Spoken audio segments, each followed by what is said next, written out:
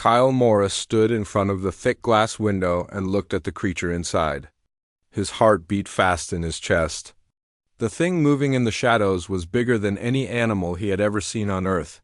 The alien looked like the werewolves from old scary movies, but much worse.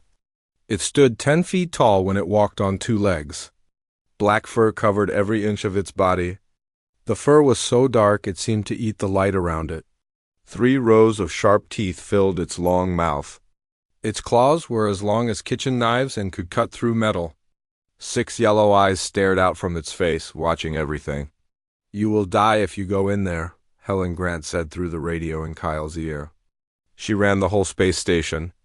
"We already lost 3 people. 2 of them were soldiers who fought in wars. 1 of them could read the minds of animals. The creature killed all of them in seconds." Kyle looked at the cleaning tools on his cart. He had special brushes for grooming dangerous animals. He was 32 years old and had worked with wild animals his whole life. Back on Earth, he took care of lions and tigers. Then he joined the space program to help save rare alien species. He learned that most angry animals were just scared or hurt. "Look at its fur," Kyle said, pointing at the matted and dirty coat on the creature. "It is sick. That dirty fur is pulling on its skin. The medical tests show it has infections. If we do nothing, it will die anyway. Then this whole species goes extinct." Helen's face showed up on the small screen on his wrist. She looked worried and tired. "The Federation already said we can kill it if we need to. This creature is too dangerous, Kyle. Even its own people could not control it. The whole civilization died out 300 years ago. We found this thing on an old prison ship. It was a criminal even to its own kind. Then it suffered enough already," Kyle said quietly. He read all the reports about the creature. The station called it Subject 7 Carrick. It lived in a tiny cell for 40 years before humans found it. Alone in the dark. Slowly going crazy, Kyle typed his security code into the keypad. The door to the cage opened with a hiss. Red warning lights flashed on the walls. A computer voice said in 3 different languages that someone was entering the dangerous area. Inside the cage. All 6 of Carrick's eyes locked onto Kyle right away. The creature dropped down to walk on 4 legs. It pulled its lips back to show all those horrible teeth. A deep growl came from its throat. Kyle felt the sound shake his whole body. Kyle pushed his cart inside slowly. The door closed and locked behind him. "No, way out now." He moved the cart to the side and sat down on the floor. He made himself small and less scary. He put the grooming tools where Carrick could see them. "Hey there, big guy," Kyle said in a soft voice. He kept his tone calm and gentle. "I know you had a bad time. I'm not here to hurt you. I just want to help." Carrick walked in circles around him. Each huge paw made no sound even though the creature weighed 600 pounds. Its breath came out in angry snorts. It smelled Kyle, trying to figure out what kind of being he was. Those claws clicked on the floor with each step. Kyle did not move. He learned this lesson years ago while watching a woman work with an injured tiger. Sometimes the bravest thing you can do is sit still and trust. Minutes went by slowly. 10 minutes. 20 minutes. 30 minutes. Carrick finally sat down about 15 feet away. The creature stared at Kyle without blinking. Its muscles stayed tight and ready to attack at any moment. "I will come back tomorrow," Kyle said at last. He stood up slowly and carefully. "Same time. And the next day. And the day after that. Until you understand I am not your enemy." He left the grooming tools on the floor and walked to the door. Helen was waiting outside. She looked happy to see him alive. "Day 1 is done," Kyle said. "We are making progress." "Progress?" Helen shook her head. "Kyle, you sat in there for 30 minutes and it did not even come near you." "Exactly. 30 minutes and I am still alive. That is definitely progress." Kyle knew this would take time. The creature lived in fear and pain for so many years. It learned that every person who came near it wanted to hurt it. Now Kyle had to teach it something new. He had to show it that not all humans were cruel. That some people wanted to help. The next morning, Kyle came back. He did the same thing. He sat down on the floor with his tools and talked to Carrick in a gentle voice. He told stories about his life on Earth. He talked about his first dog, a golden retriever named Buddy. He talked about the lions he cared for at the wildlife park. Carrick watched him but stayed far away. The growling was a little quieter than yesterday. On day 3, Carrick stopped growling completely.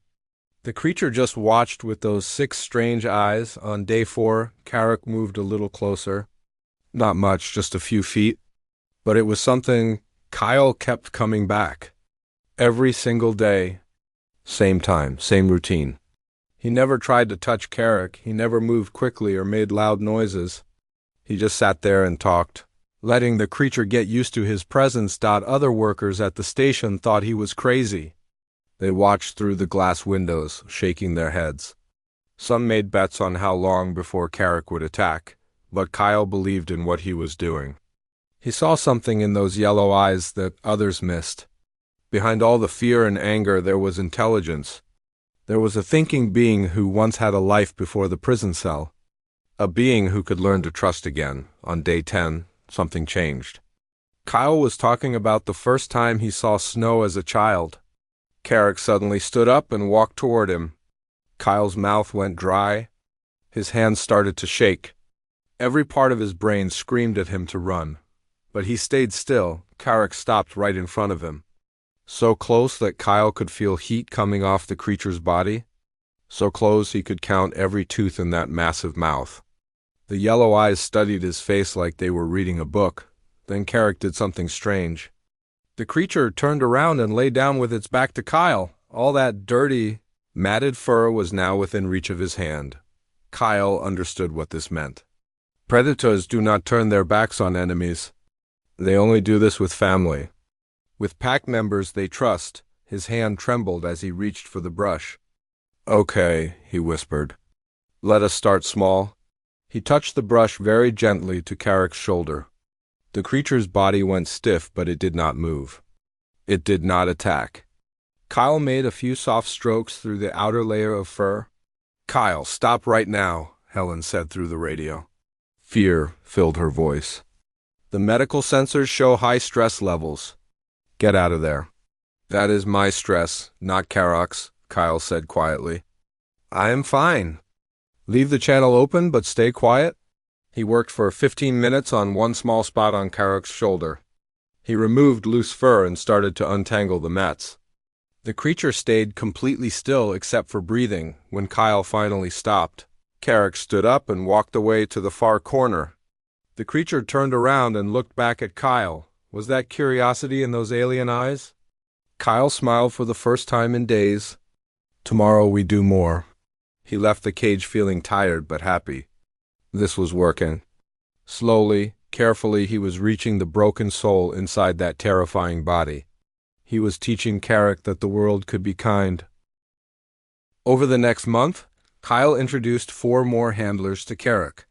Each person had to go through the same careful process. Danny Wright was a maintenance worker who fixed things around the station.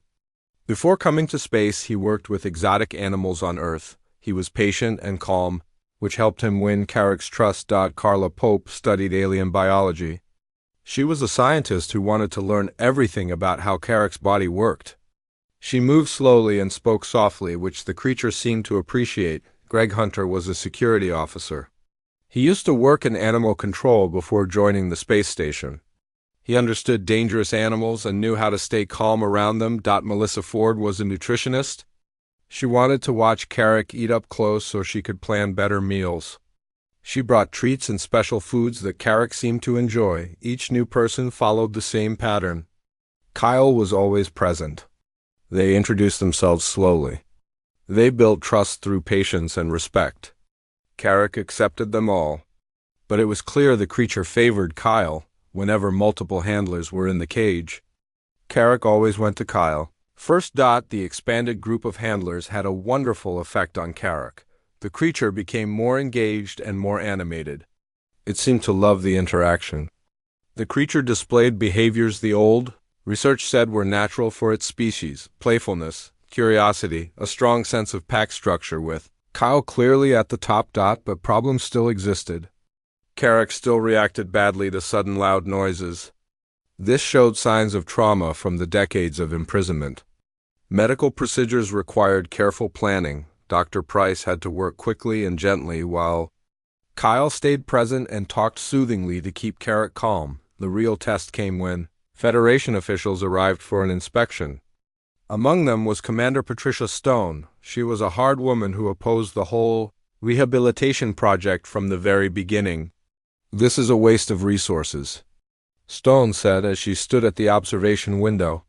"One specimen of an extinct civilization, and we are spending enormous time and money to keep it comfortable. The creature should have been killed months ago." Helen bristled with anger. "That creature is a thinking being, and this rehabilitation provided valuable information about the species and its psychology. I want to see this supposed rehabilitation myself," Stone said. "Take me inside." Kyle was monitoring the conversation through his radio. His stomach dropped with fear. "That is a bad idea. Carrick has not met anyone new in weeks. Stone's hostile attitude will show in her body language." "I am overriding your objection," Stone said coldly. "Either I go in or I recommend shutting down the whole project immediately." Kyle took a deep breath and entered the cage ahead of Stone. He motioned for her to wait at the door. Carrick immediately came to him. The creature pressed its huge head against Kyle's chest in their usual greeting. "We have a visitor," Kyle said quietly. "I need you to be calm. Can you do that for me?" Carrick rumbled with a questioning sound. Stone stepped through the door. Her posture was rigid and commanding. It was exactly the wrong energy to bring into this space. Carrick's reaction was instant. The creature spun toward Stone and dropped into a defensive crouch. Its lips pulled back from those terrifying teeth. A growl erupted from its chest that shook the air itself. "Stand still," Kyle said urgently to Stone. "Do not move. Do not speak." But Stone reached for the stun weapon on her belt. It was a reflex action, but it was a huge mistake. Carrick launched itself forward with shocking speed. Kyle had a split second to act. He threw himself between them with his arms spread wide. He shouted the word for stop in Carrick's language at the top of his lungs. Carrick slammed into Kyle instead of Stone, 600 pounds of muscle and momentum. They crashed to the floor together. Kyle hit hard enough to knock all the air from his lungs. He felt Carrick's claws scrape against the protective vest he wore under his uniform. Then everything went still. Kyle opened his eyes to find Carrick's face inches from his own. Those 6 yellow eyes were wide with what looked like shock or horror. The creature's teeth were so close Kyle could have counted them, but the jaws were not closing. "Not biting." "It is okay," Kyle gasped, struggling to breathe. "You did not hurt me." "It is okay." Carrick slowly backed away. The creature made a sound Kyle never heard before. It was high-pitched and almost like keening or crying. Carrick retreated to the far corner of the cage and curled into a tight ball, hiding its face. Stone stood frozen. Her face was pale white. "It tried to kill me." "No," Kyle said as he climbed painfully to his feet. Lisa rushed in to help him when the alarm sounded. "It was protecting me from what it saw as a threat, which you became when you reached for your weapon." He walked slowly toward Carrick. He ignored the protests from the medical team now coming through the door. The creature did not look up as Kyle came closer. It did not respond when Kyle sat down beside it. "Hey," Kyle said softly. "Look at me." Slowly, Carrick raised its head. In those alien eyes, Kyle saw something unmistakable. Guilt. "You stopped," Kyle said. He reached out to touch the creature's huge shoulder. "You could have hurt me, but you stopped. That is what matters. You are learning. We are both learning." Carrick leaned into Kyle's touch. That keening sound faded to a low, sad rumble. The incident with Commander Stone almost ended the project. Federation officials held an emergency hearing to decide Carrick's fate. Many argued that the creature remained too dangerous for continued rehabilitation. Kyle testified for 3 hours. He presented behavioral data, medical records, and testimony from every handler who worked with Carrick. He explained the creature's trauma history, its progress, and the importance of Carrick choosing not to harm him despite having clear opportunity. This was not a failure, Kyle argued with passion in his voice. This was proof of success. Carrick had every instinct telling it to attack a perceived threat, but it stopped itself because it did not want to hurt me. That is not the action of a mindless beast. That is the action of a thinking, feeling being who learned to control its trauma responses. The debate went on for 2 days. In the end, the committee reached a compromise. The rehabilitation could continue, but Carrick would never be cleared for adoption or transfer to a less secure place. The creature would spend the rest of its life at the conservation station. Kyle accepted the terms. Though his heart hurt for Carrick, the creature deserved better than a nice cage. Even one where it received kind treatment. Months passed. Carrick continued to do well under Kyle's care. The creature grew calmer and more confident. It learned to tolerate medical procedures. It accepted food from any of its regular handlers. It even began to show interest in puzzle feeders and climbing structures that engineering installed in the expanded cage. The breakthrough came from an unexpected source. Dr. Price burst into Kyle's office one morning. His face was flushed with excitement. I have been analyzing Carrick's genetic material, he said. He pulled up complex charts on the holographic display. Kyle, Carrick is not male. She is female. And based on these hormone levels, I think she might be pregnant. Kyle stared at him in shock. How is that possible? She has been alone for decades. Her species can enter a form of delayed reproductive state when stressed, Dr. Price explained. It is an evolutionary adaptation. The genetic material was viable but dormant, waiting for conditions to improve. Once Carrick felt safe, healthy, and well-fed, the pregnancy began. The news spread through the station like wildfire. A pregnancy was unprecedented. It was a chance to study reproduction in a species thought extinct. More important, it meant Carrick might not be the last of her kind after all. Kyle spent every moment he could with Carrick. He monitored her health and adjusted her care as the pregnancy went on. The creature seemed to understand something was changing. She became more protective of her abdomen. She started building nest-like structures from the materials provided. 5 months later, on a quiet night, Carrick gave birth to 3 cubs. Kyle was there throughout the labor. He supported Carrick through her distress and encouraged her as she brought each tiny crying cub into the world. When it was over, Carrick lay exhausted. 3 perfect miniature versions of herself nestled against her, nursing by instinct. You did it, Kyle whispered. Tears streamed down his face. You survived everything they did to you, and you did this. Carrick's eyes, all 6 of them, looked at Kyle with unmistakable gratitude. Then she gently picked up one of the cubs in her huge jaws and placed it in Kyle's lap. Kyle froze completely. He barely breathed. The cub was no bigger than a house cat. Soft gray fuzz covered its tiny body. Its eyes were still closed. It made little squeaking sounds as it moved against Kyle's leg. Are you sure? Kyle asked in a whisper. Carrick rumbled that sound he came to recognize as contentment. She carefully took the cub back in her jaws and returned it to its siblings. The message was clear. Kyle was back. Kyle was trusted with her most precious treasures. News of the cubs brought renewed Federation interest. Scientists who studied alien biology wanted to come to the station. Reproduction specialists asked to study the cubs and their mother. Conservationists flooded the station with requests to visit. But Kyle stood firm. He allowed only carefully checked researchers. He insisted that all interactions put Carrick's comfort and the cubs' welfare first. As the cubs grew, so did public interest. The story of the traumatized alien and the human zookeeper who refused to give up on her spread across Federation networks. People from hundreds of worlds watched videos of Carrick with her cubs. Donations poured in for expanded facilities. Dozens of conservation stations requested information about Kyle's rehabilitation techniques. The cubs were amazing to watch. They grew quickly. Their gray fuzz darkened day by day until it matched their mother's midnight black coat. They tumbled over each other constantly. They pounced and wrestled while Carrick watched with what could only be called maternal pride. Kyle visited them every day. The cubs seemed to recognize him almost from birth. They would squeak and crawl toward him when he entered the cage. As they got bigger and their eyes opened, they started to follow him around like puppies. Lisa helped Kyle care for the cubs when Carrick needed rest. Danny built special climbing structures sized just right for the growing cubs. Carla monitored their health and development. Greg made sure the cage remained secure as the cubs became more mobile. Melissa developed a special diet to help them grow strong. It was like watching a family form.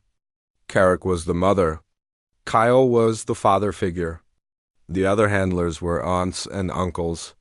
And the three cubs were the precious children everyone worked to protect. The smallest cub, which Kyle privately called Tiny, seemed especially attached to him. It would climb onto his shoulder and curl up against his neck. Its soft fur tickled his skin. Its tiny heart beat rapidly against his throat. The middle cub, more adventurous than its siblings, loved to explore. It would wander to every corner of the cage, sniffing everything with intense curiosity. Kyle started calling it Scout in his mind. The largest cub was the most cautious. It stayed close to Carrick and watched everything carefully before acting. Kyle thought of it as guardian because it seemed to take after its mother's protective nature. 6 months after the cubs were born, Helen called Kyle to her office. The Federation Council made a decision about Carrick and her family, she said. They are authorizing construction of a dedicated habitat, 60 square kilometers of wilderness terrain with climate control matching the original homeworld. It will be here at this station, under your supervision. Kyle felt his throat tighten with emotion. That is more than I ever hoped for. There is more, Helen continued. They want you to head a new program. The Trauma-Informed Xenofauna Rehabilitation Initiative. You will train handlers across Federation space in your techniques, working with dangerous or traumatized alien species that would otherwise be killed. They are calling it the Morris Protocol. Kyle looked through Helen's office window toward the cage where Carrick was playing with her cubs under Lisa's watchful supervision. The cubs were getting big now. They could jump and run. They mock-hunted each other and practiced the skills they would need as adults. I will do it, Kyle said. On one condition. Carrick and her cubs remain my primary responsibility. I will not abandon them. I would not expect anything less, Helen replied with a smile. That evening, Kyle entered the cage as he had hundreds of times before. Carrick greeted him with their usual ritual, pressing her huge head against his chest. The cubs swarmed around his legs. Climbing on his boots and making excited yipping sounds for attention, Kyle sat down on the floor. He let the cubs crawl over him while Carrick settled beside him. He stroked her fur, which was now shiny and healthy. No trace remained of the matted, filthy coat he first encountered. We came a long way, Kyle said quietly. From that first day when you would have torn me apart to this. You taught me so much, Carrick, about patience, about trust, about how even the most wounded soul can heal if someone just refuses to give up on them. Carrick rumbled with that deep, contented purr that meant safety and family and home. Tiny climbed onto Kyle's shoulder and curled up against his neck. Its fur was soft against his skin. Its tiny heart beat rapidly against his throat. Scout was trying to climb Kyle's back while Guardian watched from beside its mother. Kyle closed his eyes. He felt the warmth of Tiny against his neck. He felt the solid presence of Carrick beside him. He felt the weight of responsibility for the future he helped secure. Construction on the new habitat began the following month. Engineers worked around the clock to create an environment that would let Carrick and her cubs live as naturally as possible. They built forests with trees from databases of the extinct homeworld. They created streams and ponds. They installed weather systems that could produce rain and snow. Kyle consulted on every detail. He wanted this place to be perfect. Not just a bigger cage, but a true home. During construction, Kyle began training new handlers in the Morris Protocol. People came from all over Federation space to learn his methods.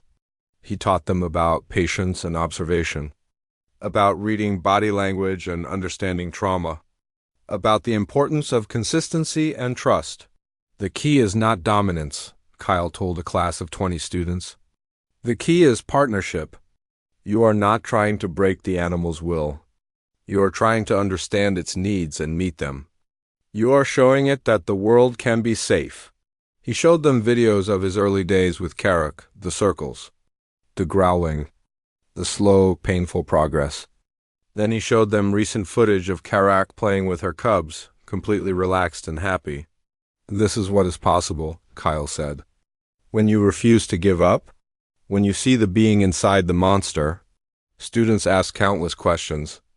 How do you know when it is safe to approach? What if the animal attacks? How do you handle setbacks? Kyle answered each question honestly. He did not pretend the work was easy or safe. He showed them his scars from minor accidents over the years. He talked about the fear he felt every time he entered a cage with a dangerous animal. But the fear is worth it, he said. Because every life saved is a victory. Every species brought back from the edge of extinction is a gift to the universe. The new habitat was completed 8 months after the cubs were born. Moving day was both exciting and terrifying. The transport had to be done carefully to avoid stressing. Carrick or the cubs, they decided to move at night when the cubs would be sleepy. Kyle went into the cage first to prepare Carrick. We are moving to a new home, he told her. A better home, with more space, trees, water, everything you need. Carrick seemed to understand something important was happening. She gathered her cubs close and watched Kyle. With those 6 intelligent eyes, the transport cages were large and comfortable. Kyle got in first to show Carrick it was safe. She followed, bringing each cub one by one. The whole family fit in one big transport together. The journey to the new habitat took 30 minutes. When they arrived, Kyle opened the transport doors manually. He stepped out first into the new space. It was beautiful. Trees stretched up toward an artificial sky that showed stars and moons. A stream bubbled over rocks. Grass covered the ground. It looked and smelled like a real forest. Carrick stepped out cautiously. Her cubs tumbled out after her, squeaking with excitement. For a moment, they all just stood there, taking it in. 2 weeks passed with the same routine every day. Kyle entered the cage, sat down on the floor, and talked to Carrick in soft tones. He left the grooming tools where the creature could see them. Little by little, Carrick became less aggressive. The growling stopped after 4 days. By day 9, the creature no longer walked in circles around him like he was prey. The big change came on day 16. Kyle sat with his legs crossed, telling a story about his childhood dog. Carrick suddenly stood up and walked straight toward him. Kyle's heart pounded hard. Every muscle in his body wanted to run or fight, but he forced himself to sit perfectly still. He knew one wrong move would destroy everything they built together. Carrick stopped 3 feet in front of him. The creature lowered its huge head. Those 6 yellow eyes looked at Kyle's face with deep focus. Kyle could smell its breath. It was hot and strong from the raw meat the station fed it. Then Carrick turned around and lay down with its back facing Kyle. That dirty, tangled fur was now close enough to touch. Kyle barely breathed. This was trust. A predator making itself weak on purpose. His hand shook as he slowly reached for the brush. Okay, Kyle whispered. Let us start small? He touched the brush very gently to Carrick's shoulder. The muscles under the fur went tight, but the creature did not move. Kyle brushed carefully through the outer fur, working slowly and gently. Kyle, the reading shows stress, Helen said through his radio. Her voice was full of worry. You need to stop. That is my stress, not Carrick's stress, Kyle said quietly. I am fine. Keep the radio quiet now. He worked for 20 minutes on a small area of Carrick's shoulder. He pulled out loose fur and started working through the tangles. Carrick stayed still except for slow, steady breathing. When Kyle stopped, Carrick got up and walked to the far corner of the cage. The creature turned and looked back at Kyle. There might have been curiosity in those alien eyes. Kyle smiled. Tomorrow we do more. Over the next few weeks, the grooming sessions got longer. Kyle worked through the mats in the fur. He cleaned wounds that were hidden under the tangled hair. He put medicine on cuts that had become infected. Carrick let him do all of it with surprising patience. Sometimes the creature made a low warning sound when Kyle touched a spot that really hurt. Station workers gathered at the windows during the sessions.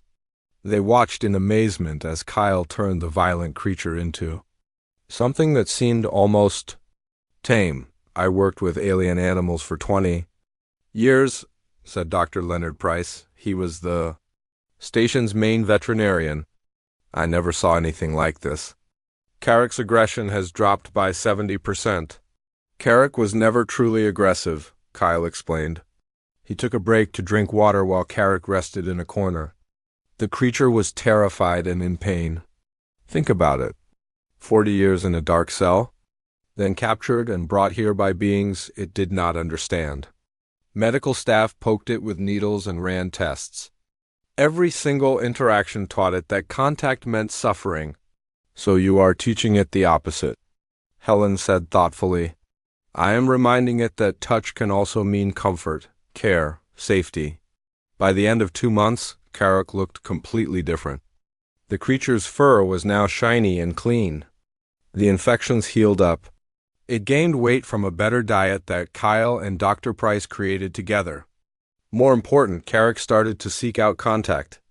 The creature approached Kyle at the start of each session and lay down for grooming without any hesitation, but Kyle knew the real test was still coming. 3 months after the grooming project started, Kyle asked for something no one expected. He wanted permission to stay in the cage overnight.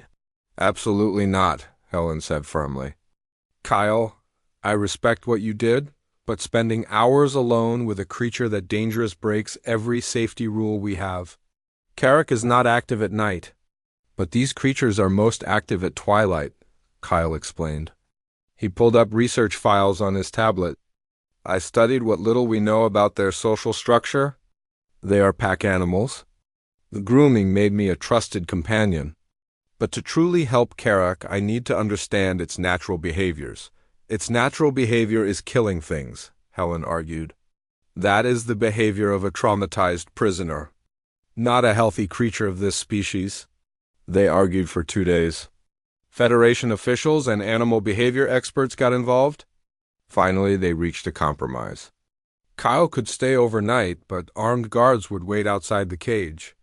He would carry an emergency teleport device that could pull him out instantly if danger appeared.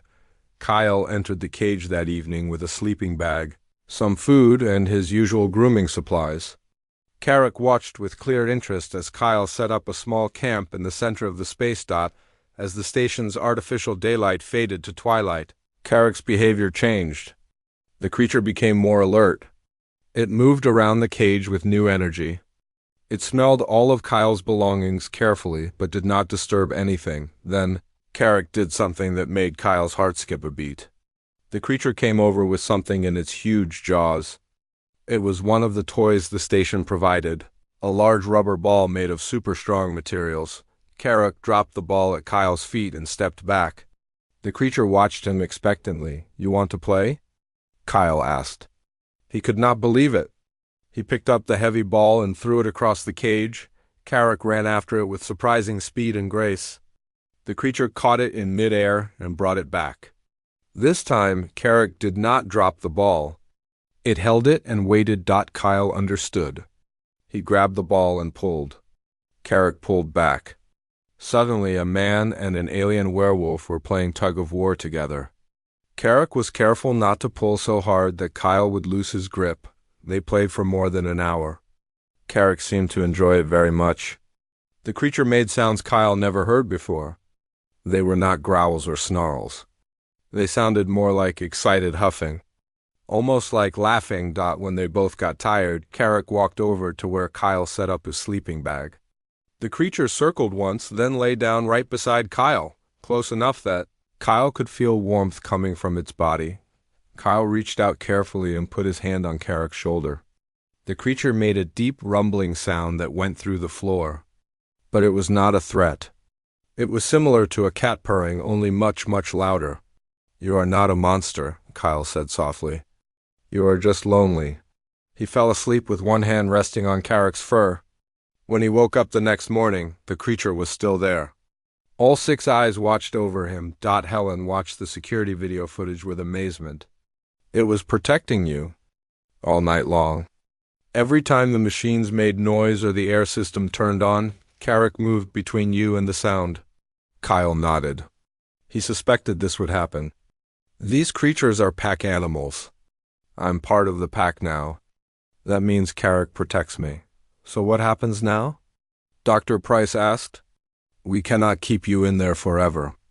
And I do not think Carrick will be okay being alone again. Kyle had been thinking about exactly that problem. We need to expand the social circle, carefully introduce other handlers. Let Carrick learn that more than just one human can be trusted. What if it attacks them? It will not. Not if we do this the right way. Getting Carrick to accept other people proved difficult. The creature bonded strongly with Kyle and showed immediate suspicion when anyone else came into the cage. The first volunteer was Lisa Chun. She was a young animal behavior scientist.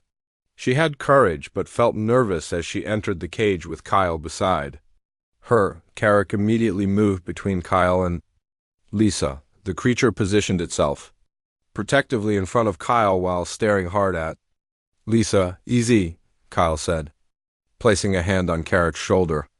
She is a friend. She is pack. He had been teaching Carrick words in Federation Standard during their sessions. He was not sure how much the creature understood, but he hoped some meaning came through in his tone and repetition. Now he added a word from the Kyrok's own language that meant packmate. He found it in old language files. It was a harsh, throaty sound that made Lisa flinch. Carrick's ears turned toward Kyle, then back to Lisa. The creature huffed but did not move forward. Lisa, sit down, Kyle said. Just like I did on day 1. Do not approach. Let Carrick come to you. Lisa lowered herself to the floor. Her hands stayed visible and non-threatening. Kyle sat beside her. He positioned himself to show Carrick that he trusted this new person. The process took 3 days. On day 1, Carrick simply allowed Lisa to be there. On day 2, the creature came close enough to smell her completely. It sniffed her hair and clothes while she remained perfectly still. On day 3, Carrick let Lisa touch its fur while Kyle groomed the other side. This is incredible, Lisa whispered as her fingers touched Carrick's newly healthy coat. I can feel the muscles underneath. It is like touching a living tank.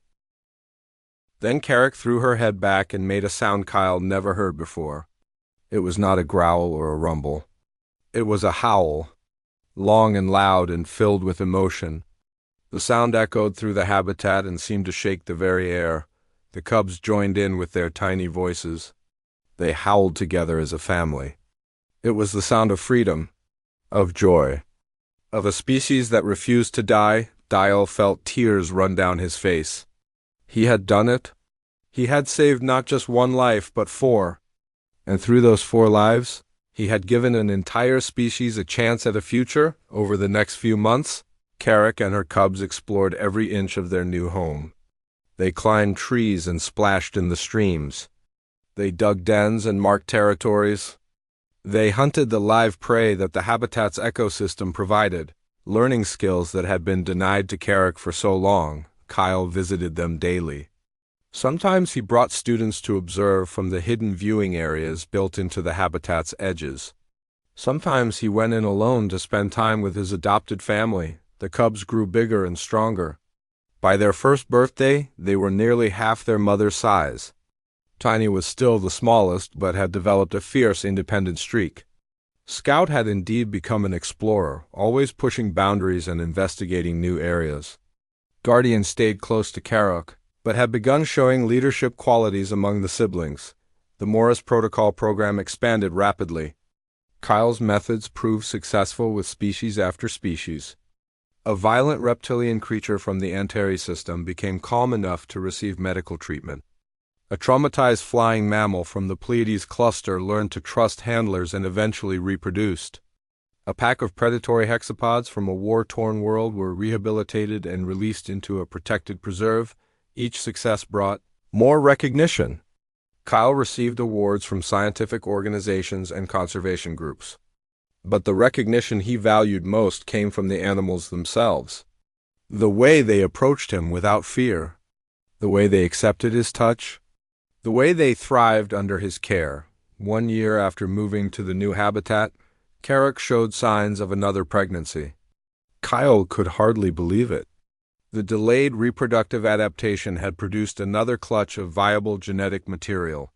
How many times can she do this? Kyle asked Dr. Price. According to the genetic analysis, potentially 5 or 6 times over her lifetime, the doctor explained.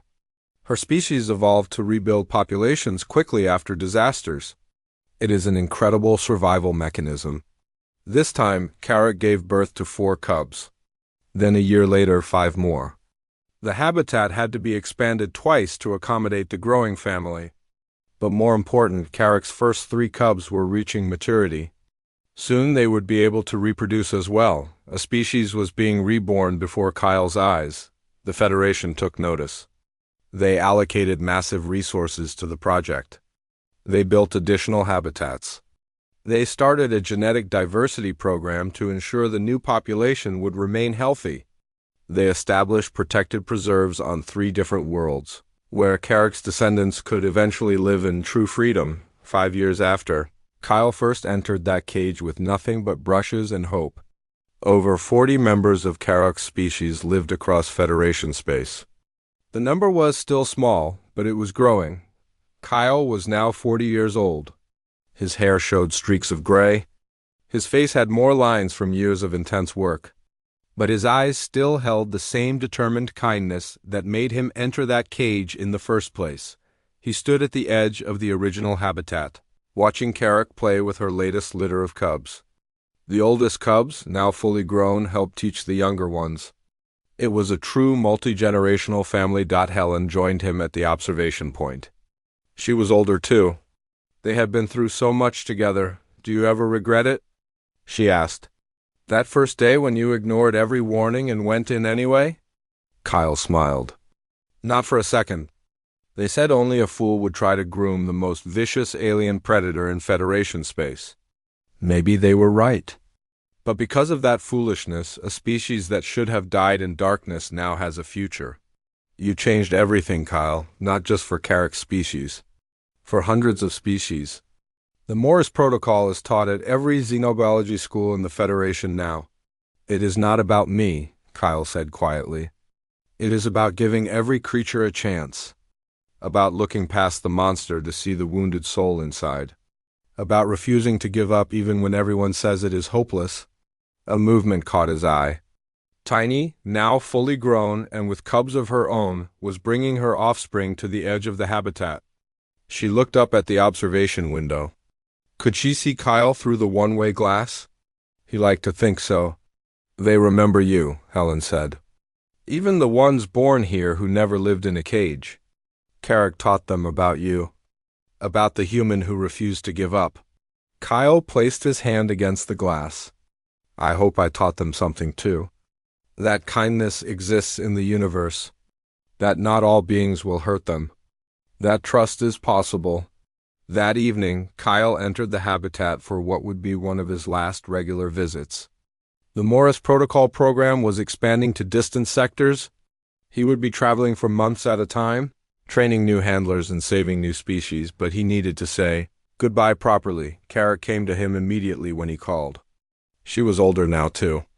Some gray showed in her muzzle. Her movements were slightly slower, but her eyes held the same intelligence and warmth. I have to go away for a while, Kyle told her, sitting down as he had that first day. But I will come back. I promise I will always come back. Carrick pressed her huge head against his chest. That familiar gesture of trust and affection. She rumbled softly, a sound of understanding. Her cubs and grandcubs gathered around. They piled onto Kyle from all sides until he was buried in warm fur and gentle weight. They made soft sounds of contentment. This was family. This was pack. Kyle laughed through tears. I love you all too, he said. He stayed with them for hours as the habitat's artificial day faded to night. The stars appeared overhead, constellations from a world that no longer existed but lived on in the genes of these. remarkable creatures. Tiny curled up on one side of him, Scout on the other. Guardian lay across his legs. Carrick rested her head on his shoulder. The younger cubs piled on top wherever they could find space. Kyle looked up at those stars and thought about the journey that brought him here. A broken creature in a cage. A foolish human who refused to accept that some things could not be saved. Patience, trust, healing, Tao, and now a family. A future, a species reborn. Thank you, Kyle whispered to Carrick. Thank you for trusting me. Thank you for teaching me that no being is beyond saving. That love and patience can heal even the deepest wounds. Carrick's rumbling purr vibrated through his whole body. It was a sound of peace, of safety, of home. The next morning, Kyle began his journey to distant worlds, carrying Carrick's story with him. He would tell it to every handler he trained. He would show them that the impossible was possible, that monsters were often just broken beings waiting for someone to see their pain. And across the Federation, in habitats and preserves and protected wildernesses, Carrick's descendants would grow and thrive. They would live free. They would raise families. They would remember, through generations, the story of the human who refused to give up. Years would pass, decades. The population would grow from dozens to hundreds to thousands. One day, Carrick's people would return to their ancestral worlds. No longer prisoners or experiments, but free beings with a place in the universe. And it all started with one foolish human zookeeper who dared to groom the most savage alien werewolf in known space, but he survived, and in surviving, he gave an entire species the chance to survive too. That is the human way. To look at the impossible and say, "Watch me." To see suffering and refuse to turn away. To believe that every life has value, no matter how dangerous or damaged it may seem. That is what makes humans special in the great community of species that share the stars. Not superior technology or physical strength, but the stubborn, foolish, beautiful refusal to accept that anything is truly beyond saving. Kyle Morris proved it. Carrick proved it. And together they showed the universe that hope is the most powerful force of all. The story spread to every corner of Federation space. Children of 100 species grew up hearing about the werewolf and the zookeeper. It became legend. It became inspiration. And somewhere in a peaceful habitat, surrounded by family and descendants, an old alien creature with 6 yellow eyes would sometimes look up at the stars and remember. Remember the darkness. Remember the pain. Remember the fear, and remember the one being who saw past all of that to the soul inside. The one who sat down with brushes and patience and refused to leave until trust was built. The one who proved that sometimes the bravest thing you can do is simply refuse to give up on someone. That is the legacy of Kyle Morris and Carrick. A legacy of hope, of healing, of love that crossed the boundaries of species and showed that in the end, we are all just souls seeking connection, safety, and the chance to be truly seen. Then Carrick threw her head back and made a sound Kyle never heard before. It was not a growl or a rumble. It was a howl, long and loud and filled with emotion. The sound echoed through the habitat and seemed to shake the very air. The cubs joined in with their tiny voices. They howled together, and sometimes, just sometimes, all it takes is one foolish, brave, stubborn soul who is willing to try.